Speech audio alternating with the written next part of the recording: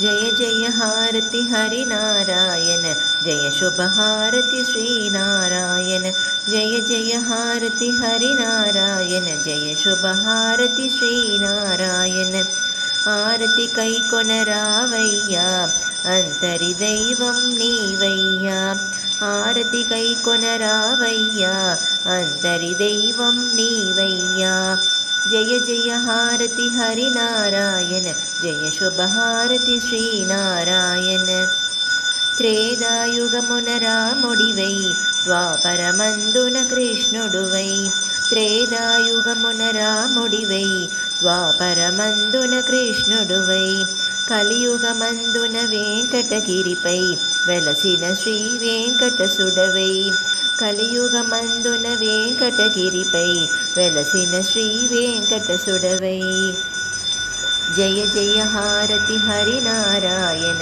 जय शुभ हारति श्रीनारायण तुलसी माललु तेच्चामो निंडुक मेडलो वेचामो तुलसी माललु तेच्चामो निंडुक मेडलो वेचामो నీ రూపం మా మతిలో నిలిపి నిరతము నిన్నో తలిచెదము నీ రూపం మా మతిలో నిలిపి నిరతము నిన్నో తలిచెదము జయ జయ హారతి హరినారాయణ జయ శుభ హారతి శ్రీనారాయణ ఆరతి కైకొనరావయ్యా అంతరి దైవం నీవయ్యా ఆరతి కైకొనరావయ్యా అంతరి దైవం నీవయ్యా जय जय हारति हरिनारायण जय शुभ हारति श्रीनारायण जय शुभ हारति श्रीनारायण जय शुभ हारति श्रीनारायण అవయ్యా అంతరి దైవం నీవయ్యా ఆరతి కైకొనరావయ్యా అంతరి దైవం నీవయ్యా जय जय हारति हरिनारायण जय शुभ हारति श्रीनारायण जय शुभ हारति श्रीनारायण जय शुभ हारति श्रीनारायण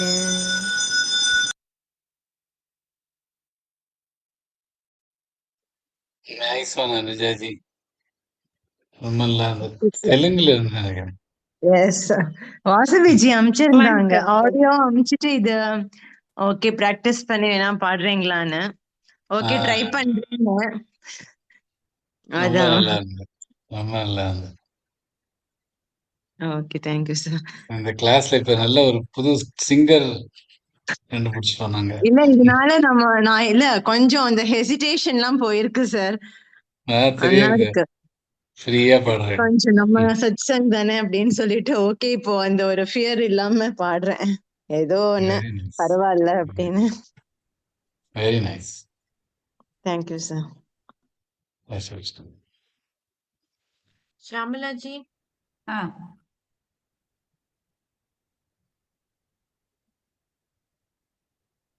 சொல்லட்டுமா சார்?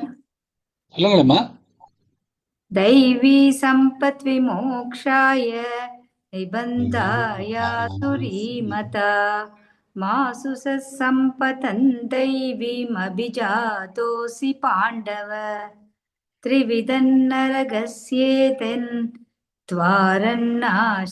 नाशनमात्मनः कामक्रोधस्तथा लोभस्तस्माते तत्र यन्त्यजेत्. जय श्री कृष्ण जी.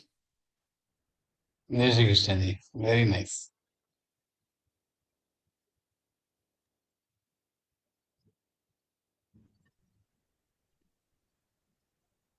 சுபஸ்ரீ ஜி ஸ்டார்ட் பண்றீங்களா? ॐ नमो भगवते वासुदेवाय कलशहस्ताय सर्वामय विनाशाय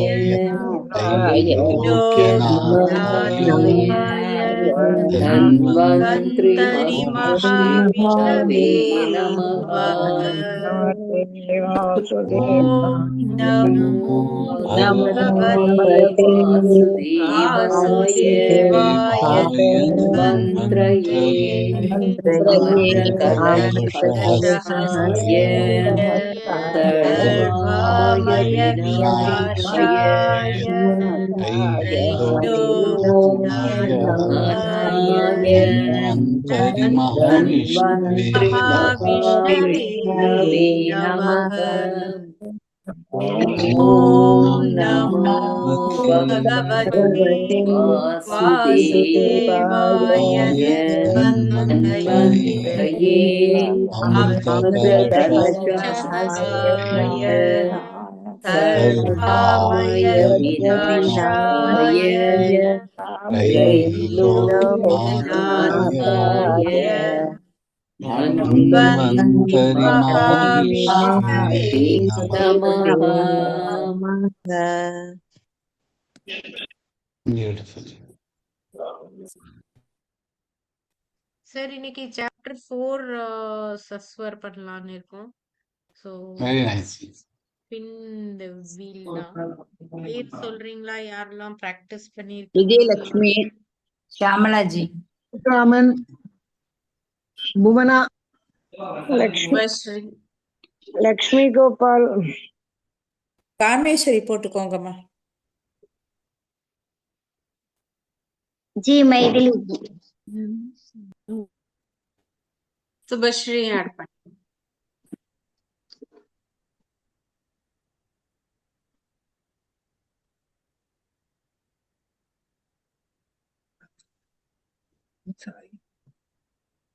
யார் சொல்றதா இருந்தாலும் நல்லதா சொல்லுங்க. நல்லா பிராக்டிஸ் பண்ணவா மட்டும்தான் சொல்லணும்.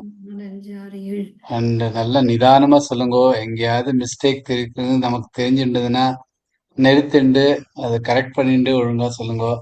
சொன்ன மிஸ்டேக்கே அப்படியே பரவாயில்லன்னு விட்டுட்டு போகாதீங்க. திருப்பி நிறுத்திட்டு அதை கரெக்ட் பண்ணிட்டு நல்லா சொல்ல ட்ரை பண்ணுங்க. கேட்கறதுக்கு நல்லா இருக்கும். ஸ்ரீ கிருஷ்ணன். சார் 7 பேர் இருக்கோம். சோ 3 ட்வைஸ் பண்ணலாமா? 3 பேரா? சோ 14 ஸ்லோகாஸ் ஈச் சாண்ட் பண்ணலாம். 7 ஓகேம்மா. பேர் எப்படிமா? 8 பேர் இருந்தா சரியா வரும்ல? இப்போதைக்கு 3 பேரை எடுக்கிறேன்றேன். 14 ஈச். ஸோ அடுத்தது பாக்கி டைம் இருந்ததுன்னா இன்னும் 3 பேர் இன்னைக்கு எடுக்கலாம், இல்லைன்னா நாளைக்கு பண்ணலாம். எப்படிங்க? சரியா சார்? ஓகேம்மா.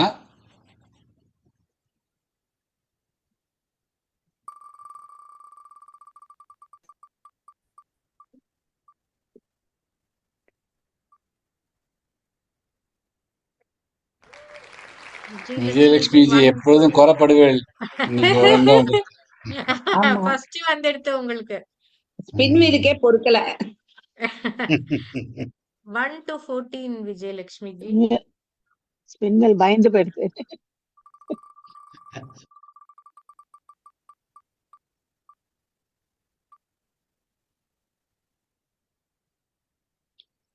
Yamuna ji 15 to 28. 28.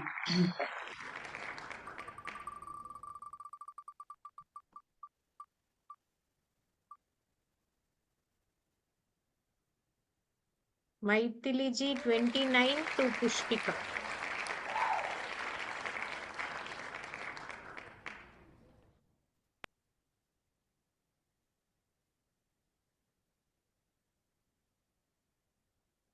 Each 14 slokas, ஆமா 1 to 14. அவதர்ணிகா 1 to 14 நீங்க சொல்லுங்க. சரி. ஓம் ஸ்ரீ பரமாத்மனே நமः. ஸ்ரீமத் பகவத்கீதா அத சதுர்த்தோऽध्यायः.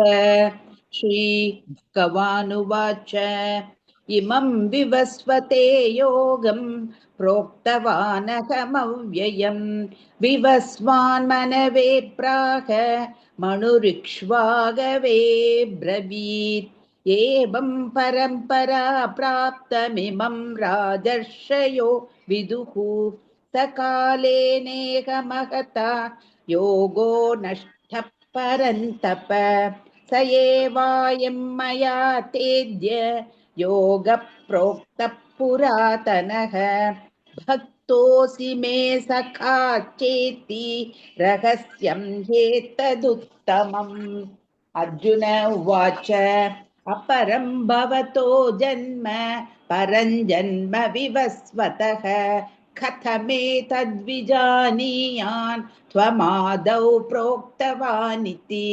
श्रीभगवानुवाच बहूनि मे व्यतीतानि जन्मानि तव चार्जुन तान्यहं वेद सर्वाणि तत्नत्व्यवेत्त परन्तप।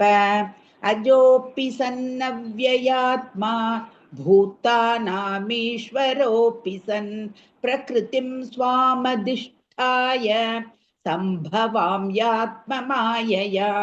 यदा यदा हि धर्मस्य ग्लानिर्भवति भारत अभ्युत्थानमधर्मस्य तदात्मानं सृजाम्यहम्। परित्राणाय साधूनां विनाशाय चतुष्कृतां धर्म संस्थापनार्थाय संभवामि युगे युगे। जन्म कर्म च मे दिव्यमेव यो वेत्ति तत्त्वतः त्यक्त्वा देहं पुनर्जन्म नैति मामेति सोऽर्जुन। वीतरागभयक्रोधा मन्मया मामुपाश्रिताः बहवो ज्ञानतपसा पूता मद्भावमागताः।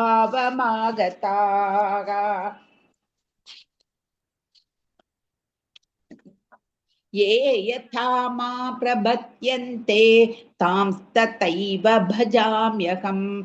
मम वर्त्मानुवर्तन्ते मनुष्याः पार्थ सर्वशः काङ्क्षन्तः कर्मणां सिद्धि यजन्त इह देवताः।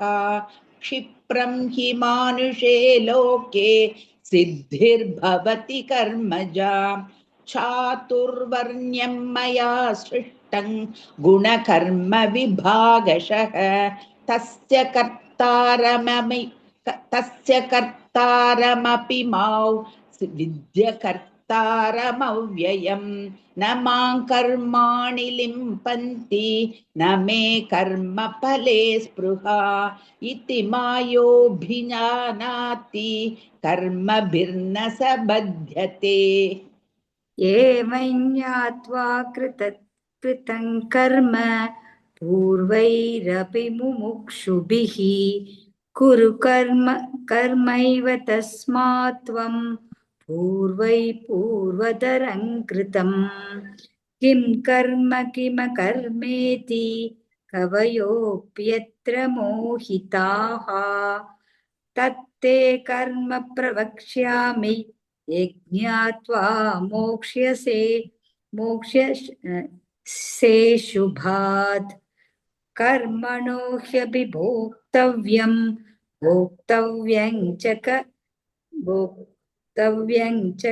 च विकर्मणः अकर्मणश्च भोक्तव्यं गहना कर्मणो गतिः। कर्मण्यकर्म यः पश्येत् अकर्मणि च कर्म यः स बुद्धिमान् मनुष्येषु स युक्तः कृत्स्नकर्मकृत्। यस्य सर्वे समारम्भाः कामसङ्कल्पवर्जिताः ज्ञानाग्निदग्धकर्माणां तमाहुः पण्डितं भूताः। त्यक्त्वा कर्मफलासङ्गं नित्यतृप्तो निराश्रयः कर्मण्यभिप्रवृत्तोऽपि नैव किञ्चित् करोति सः। निराशीर्यत चित्तात्मा त्यक्त सर्वपरिग्रहः शारीरं केवलं कर्म कुर्वन्नाप्नोति किल्बिषम्। यदृच्छालाभसन्तुष्टो द्वन्द्वातीतो विमत्सरः समसिद्धावसिद्धौ च कृत्वापि न निबध्यते कतसङ्कस्य मुक्तस्य गदसङ्गस्य मुक्तस्य ज्ञानावस्थितचेतसः यज्ञायाचरतः कर्म समग्रं प्रविलीयते ब्रह्मार्पणं ब्रह्महविर्ब्रह्माग्नौ ब्रह्मणाहुतं ब्रह्मैवेन गन्धव्यं ब्रह्मकर्म समाधिना दैवमेवापरे यज्ञै योगिनः पर्युपासते ब्रह्माग्नवपरे यज्ञै यज्ञेनैवोपजुह्वति श्रोत्रादीनीन्द्रियाण्यन्ये संयमाग्निषु जुह्वति शब्दादीन् विषयानन्य इन्द्रियाग्निषु जुह्वति सर्वाणीन्द्रियकर्माणि प्राणकर्माणि चापरे आत्मसंयमयोगाग्नौ जुह्वति ज्ञानदीपिते भो यज्ञा योगयज्ञास्तथा परे स्वाध्यायज्ञानयज्ञाश्च यतयः संशितावृताः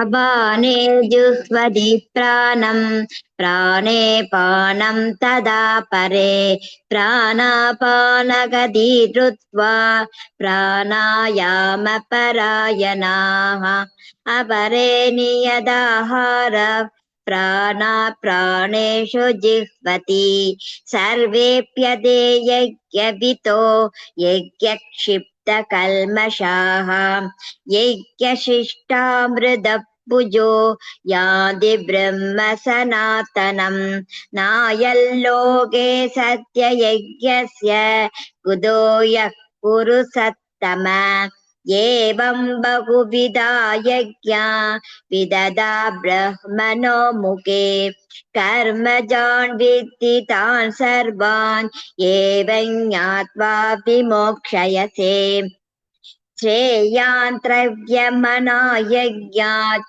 ज्ञानायज्ञः परन्तप सर्वं कर्माखिलं पार्थ ज्ञाने परिसमाप्यते तद्वित्ति पाणिपातेन परिप्रश्चेन सेवया उपदेक्षयन्ति ते ज्ञाने ज्ञानिनस्तत्त्वदर्शिनः यज्ञात्वा न पुनर्मोहम् एवं यास्यसि पाण्डव येन भूतान्यशेषेण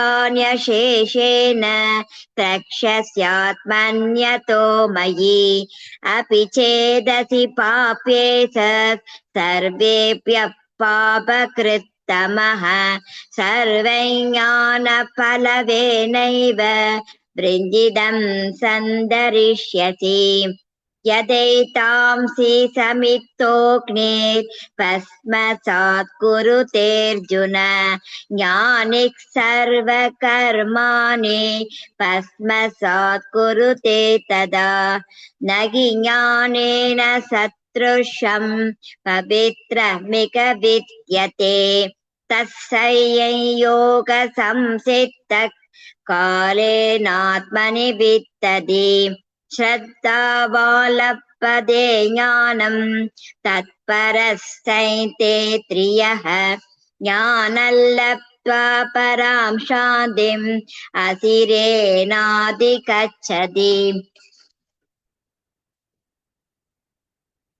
अज्ञशास्त्रस्थानश्च संयात्मा विनशयति नायल्लोकोऽस्ति न परो न सुखं सैव यात्मनः योगसन्न्यस्तकर्माणै ज्ञानसैन्यसंशयम् आत्मवन्यं न कर्माणि निबध्नन्ति धनञ्जय तस्मादज्ञानसम्बोधम् कृष्णैज्ञानासीनात्मनः चित्तवेनं संशयं योगम् आदिष्टोत्तिष्ठ भारत ॐ तत्सदिति श्रीमद्भगवद्गीतासु उपनिषत्सु ब्रह्मविद्यायां योगशास्त्रे श्रीकृष्णार्जुनसंवादे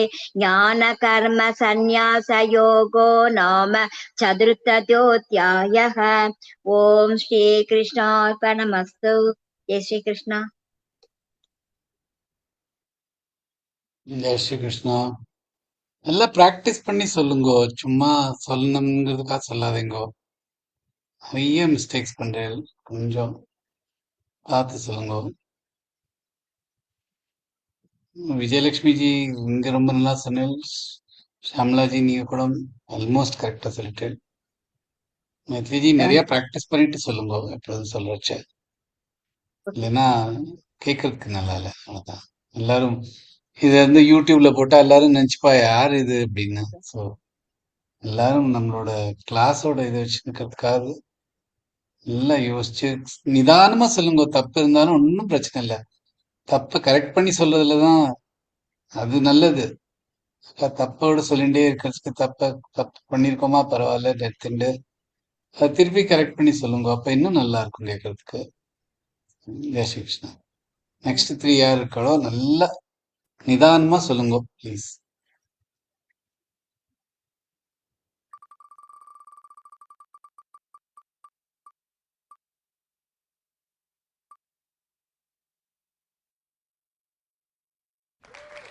Rohana ji 1 to 14. Avatarnika 1 to 14.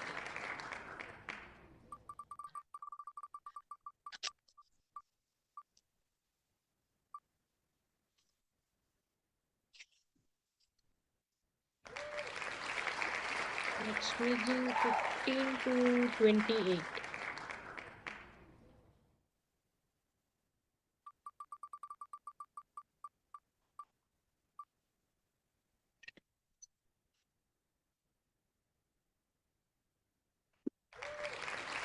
Kameshwari ji 29 to Pushpika.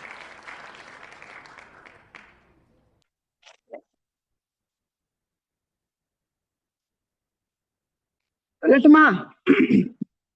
சொல்லட்டுமா சார்? சொல்லுங்க நஜி, சொல்லுங்க. ஓம் ஸ்ரீ பரமாத்மனே நமः. ஸ்ரீமத் பகவத்கீதா அத சதுர்தோऽध्यायः. ஸ்ரீ பகவானுவாச்ச இமம் விவஸ்வதே யோகம் प्रोक्तवानहमव्ययम् विवस्वान्मनवे प्राह मनुरिक्ष्वागवे ब्रवीत् एवं परम्परा प्राप्तम् इमं राजर्षयो विदुः सकाले नेह महता योगो नष्टः परन्तप स एवायं मया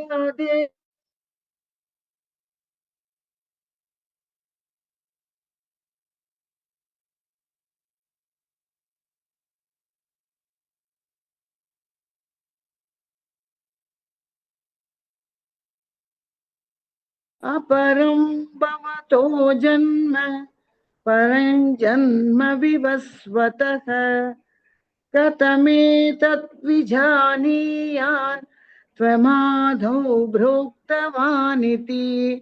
श्रीभगवानुवाच बहूनि मे व्यथीतानि जन्मानि तव चार्जुन तान्यहं वेद सर्वाणि न त्वं वेत्त परन्तप अजोऽपि सन्नव्ययात्मा भूतानामीश्वरोऽपि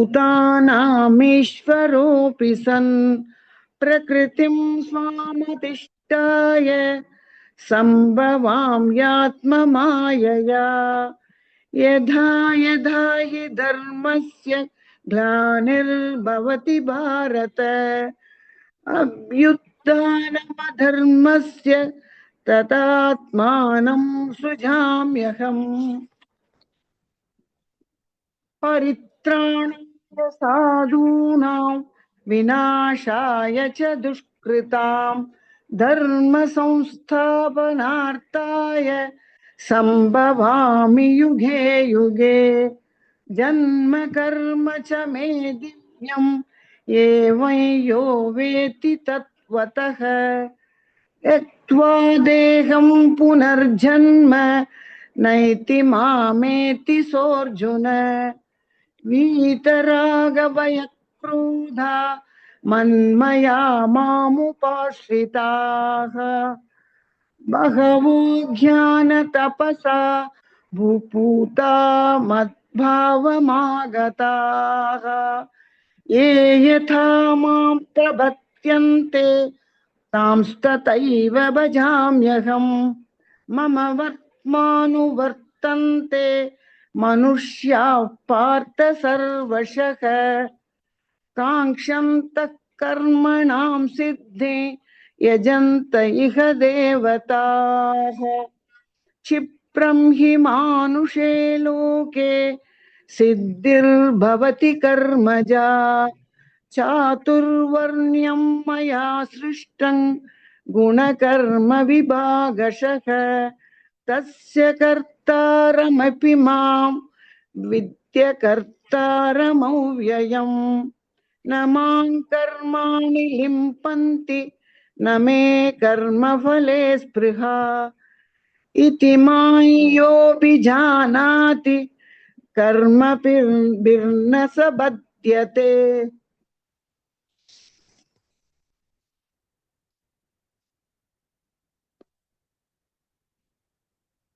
லக்ஷ்மி ஜி இல்லக்கா, லக்ஷ்மி ஜி இதுதானே.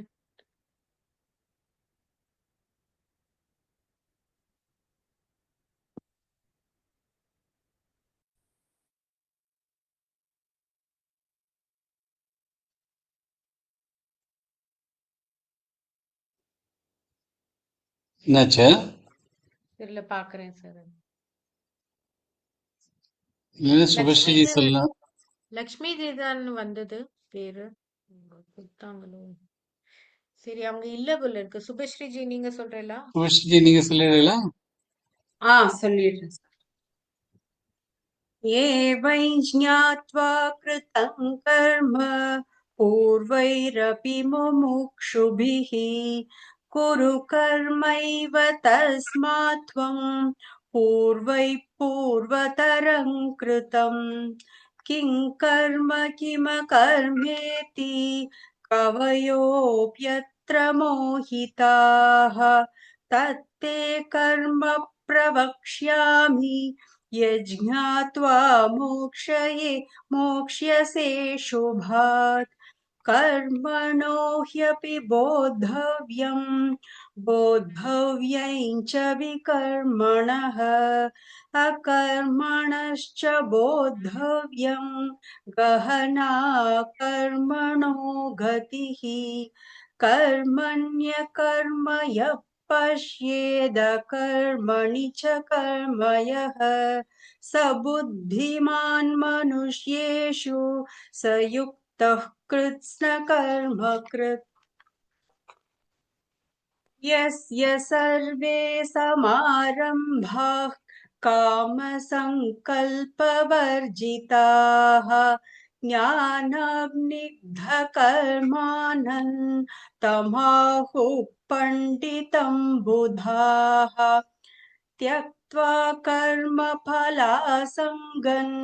नित्यतृप्तो निराश्रयः कर्मण्यभिप्रवृत्तोऽपि नैव किञ्चित् करोति सः निराशीर्यत चित्तात्मा त्यक्त्वा सर्वपरिग्रहः शारीरं केवलं कर्म कुर्वन्नाप्नोति किल्बिषम् यदृच्छालाभसन्तुष्टो द्वन्द्वातीतो विमत्सरः समसिद्धावसिद्धौ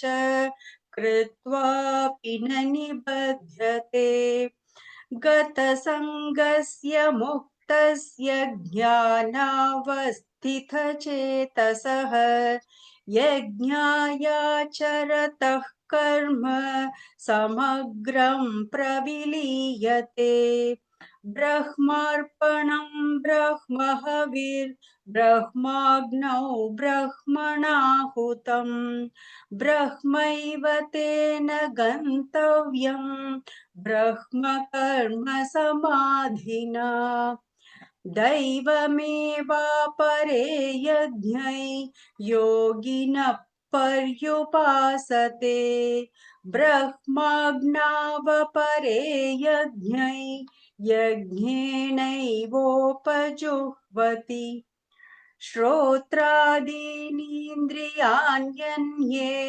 संयमाग्निषु जुह्वति शब्दादीन् विषयानन्य इन्द्रियाग्निषु जुह्वति सर्वाणीन्द्रियकर्माणि प्राणकर्माणि चापरे आत्मसंयमयोगाग्नौ जुह्वति ज्ञानदीपिते द्रव्ययज्ञास्तपो यज्ञा योगयज्ञास्तथा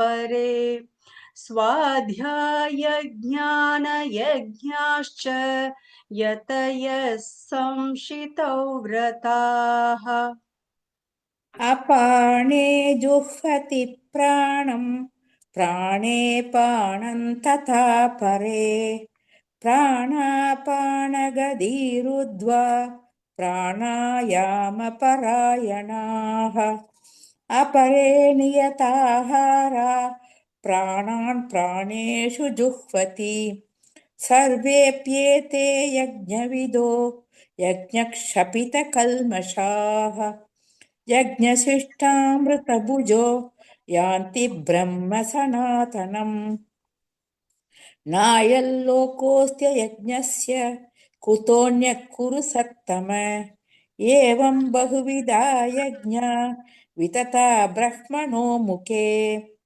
कर्मजान् विद्धि तान् सर्वान् एवं ज्ञात्वा विमोक्ष्यसे श्रेयान् द्रव्यमयाद्यज्ञात् ज्ञानयज्ञः परन्तप सर्वं कर्माखिलं पार्थ ज्ञाने परिसमाप्यते तद्विद्धि प्रणिपातेन परिप्रश्नेन सेवया उपदेश्यन्ति ते ज्ञानं ज्ञानिनस्तत्त्वदर्शिनः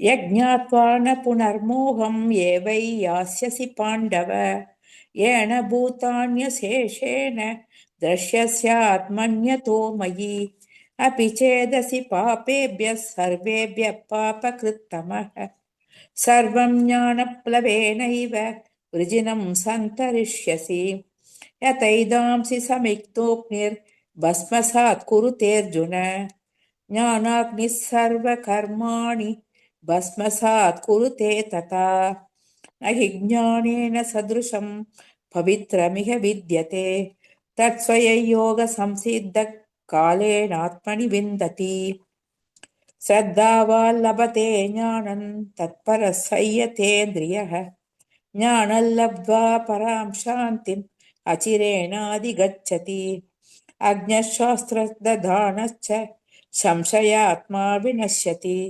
नायल्लोकोऽस्ति न परो न सुखं संशयात्मनः योगसन्न्यस्तकर्माणं ज्ञानं चञ्चिन्न संशयम् आत्मवन्तन्न कर्माणि निबध्नन्ति धनञ्जय तस्मादज्ञानसम्भूतं कृत्स्नं ज्ञानासिनात्मनः चित्वैनं संशययोगं आतिष्ठोत्तिष्ठ भारत। ॐ तत्सदिति श्रीमद्भगवद्गीतासु उपनिषत्सु ब्रह्मविद्यायै योगशास्त्रे श्रीकृष्णार्जुनसंवादे ज्ञानकर्मसन्न्यासयोगो नाम चतुर्थोऽध्यायः। ॐ श्रीकृष्णार्पणमस्तु। जय श्रीकृष्ण। ஜெய் ஸ்ரீ கிருஷ்ணஜி. பரவாயில்ல, மச் பெட்டர். நல்லா இருந்து கேட்கறதுக்கு. Thank you, sir. Jai Sri கிருஷ்ணஜி. So Sujata ji, when is the next class?